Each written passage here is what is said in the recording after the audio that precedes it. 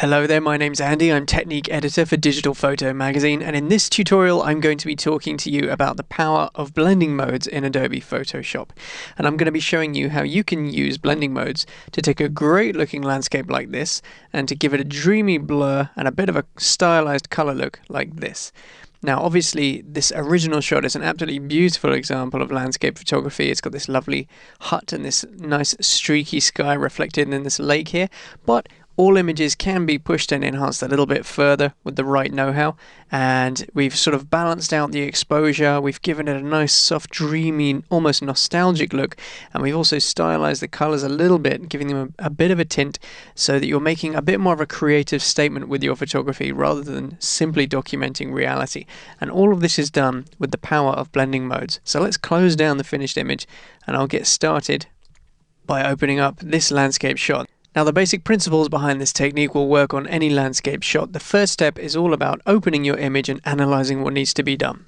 And it's always worth having a look at your shot, taking a step back and trying to be objective and thinking about what needs to happen. So having a look at this shot, we can see that down the center here we've got almost a dividing line between this half, which is fairly dark. You can see the blues in the sky here are fairly dark, and this side, which is fairly light. You've got a more turquoise look to the colors up here and a darker blue over here. So we know that we can balance out the left and the right sides a little better.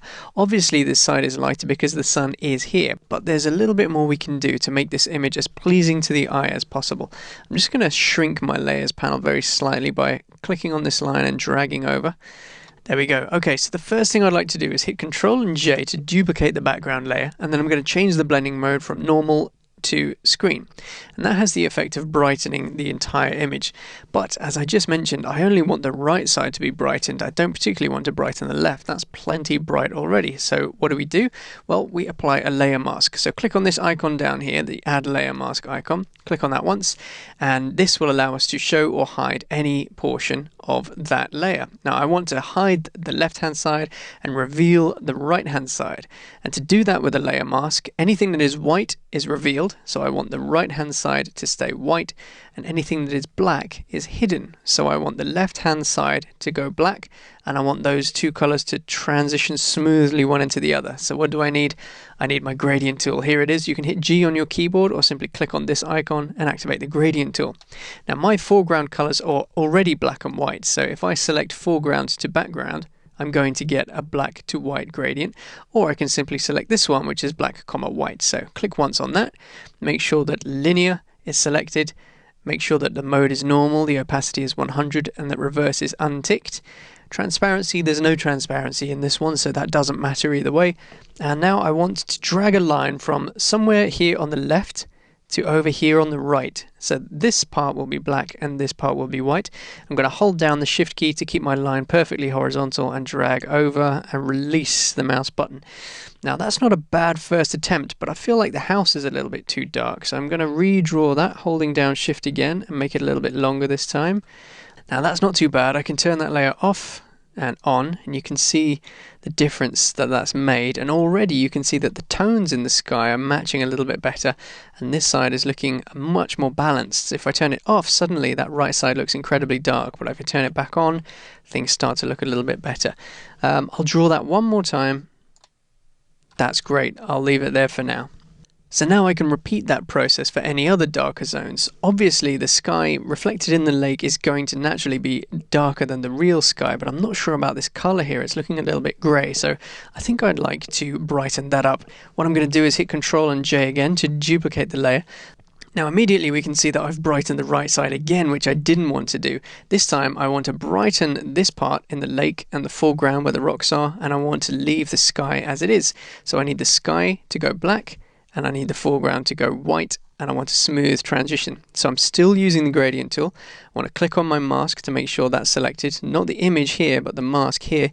And I'm going to click just above the house, drag downwards, hold down the shift key to keep that line vertical, and then release the mouse button.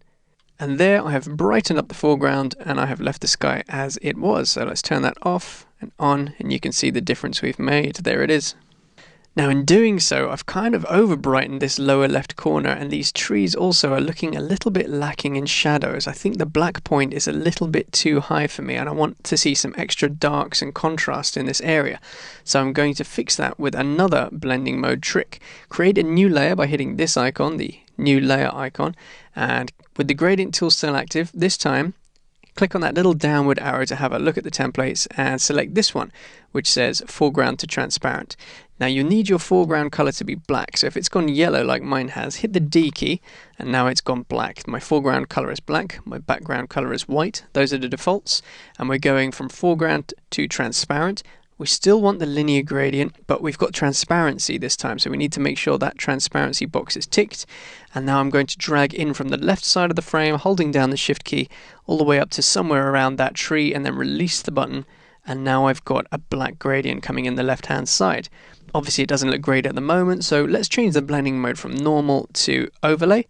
That's nice and dark, and let's just reduce the opacity to 10% because it's far too strong at the moment, and that looks a bit better. So if I turn that off and on, you can see that we've just darkened those shadow areas, and we've sort of boosted the perceptual contrast in that area. Things are starting to look a little bit better.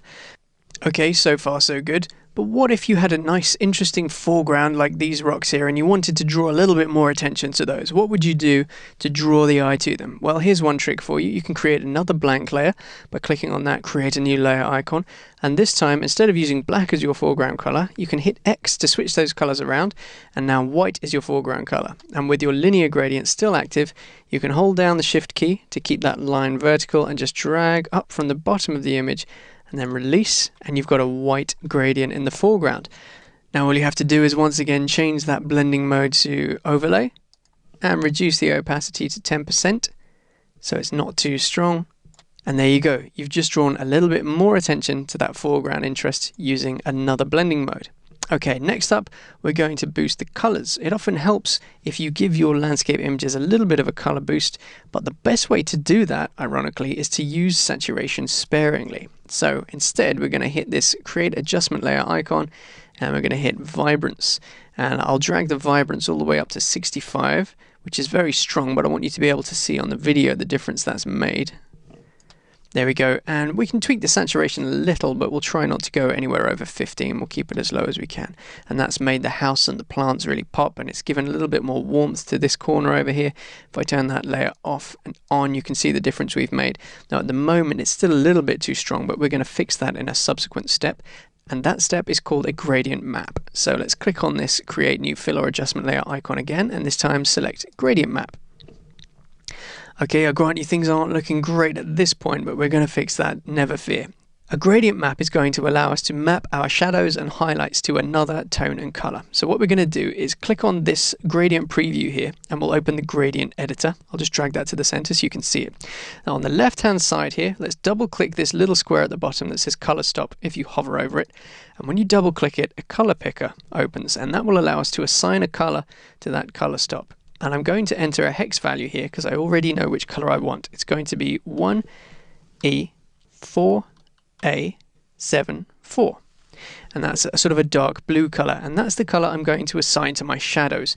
Your mileage may vary, but I do find that a dark blue for the shadows and a sort of warmer orange for the highlights often works really well. So I'm going to click OK there. That's my shadows assigned. Now I'm going to double click on this right hand side color stop. And when the color picker opens, I'm going to type in the color I want for my highlights, and that's going to be BE925E. And that's a sort of slightly warmer orangey color. I'm going to hit OK there. And in the background, you can see that all of my shadows have gone blue and all of my highlights have gone orange. It's not quite there yet, but there's more to do. Let's click OK there. We can close this properties window. We're done with that. Now all we have to do is change the blending mode to make this really work. So let's change it from normal to hard light. And there you go. That's really boosted the colors, and it's even given a little bit of extra contrast to the shot. That may be a little bit too much contrast for my taste, so I'm going to drop the opacity down to, let's say, 70%. And that looks much better. And now, the pièce de résistance, we're going to create our romantic blur effect. So to do that, we need a pixel layer. So that means we have to hit Shift, Control, Alt, and E. and that will merge all of the visible layers to a new pixel layer at the top of the stack. And now we want to go up to Image and then go to Apply Image, and the Apply Image dialog box has appeared. The first one up here is the source. That's fine, that can stay as the image you opened. The next one down is Layer. You want to change that one to Background. The next one down is Channel. That should be on RGB, so that's fine. And as for the blending mode, we're going to change that to Screen. Make sure that Invert is unticked, and if all of that looks correct, you can hit OK. So our image has got a lot brighter, but don't worry, we're not done yet. Next, what we've got to do is blur this layer. So we'll go to Filter, Blur, Gaussian Blur. Now the radius you choose here will depend on the size of the image you're working on, but you want to choose a pixel radius that will blur the house a little bit but still allow you to see a fair amount of detail. So I can see the window frame is white and I can see the panes are blue. That's about right for me. So for me it's 9.6 pixels. I'll click OK there. Okay, so the blur has been applied and now I want to blend this in. It's far too bright at the moment, so we want to use one of the darkening blending modes, and I'm going to try Multiply. There you go, that's really dark in the image, and you can see a lot more of the detail has come back into the house, but there's a hint of that blur still visible, but it's still too dark, so I'm going to reduce the opacity to 50%, and that looks better to me. Now I'd like to increase the blur a tad, and I'd like to brighten it a tad, so let's hit Shift, Control, Alt, and E once more to merge all of the visible layers to a new layer at the top of the stack, and this time we'll use one of the brightening blending modes. So let's go to Normal, click once and change it to Screen, and then we'll just change this to Taste. You can drop it down to say 20% for a darker image, or somewhere up nearer. I think I'll have, on this monitor, I think 50% looks about right to me. I might drop that down to 45 if the sky is looking overexposed, but somewhere in that region is okay. So there you have it. I've drawn attention to the foreground interest. I've drawn some attention to this sort of cross pattern in the middle and the house there. I've boosted the colors, I've tinted it, I've given it a nice soft dreamy look, and I've balanced the exposure so the right side is no longer too dark. If we have a look at the original shot, we went from here to here. Now obviously there's nothing wrong with the original shot, it's a beautiful natural looking landscape, but if you wanted to take things in a creative direction and go a little bit further, then why not try this dreamy romantic blur effect created with blending modes inside of Photoshop. And that's all from me for now. I really hope you try this technique for yourself, and if you create an image you're happy with, feel free to share it with us at facebook.com/digitalphotouk. I love to see what you do with our tutorials. It's always a thrill. Okay, that's all from me for this time. I'll speak to you again soon. Bye bye for now.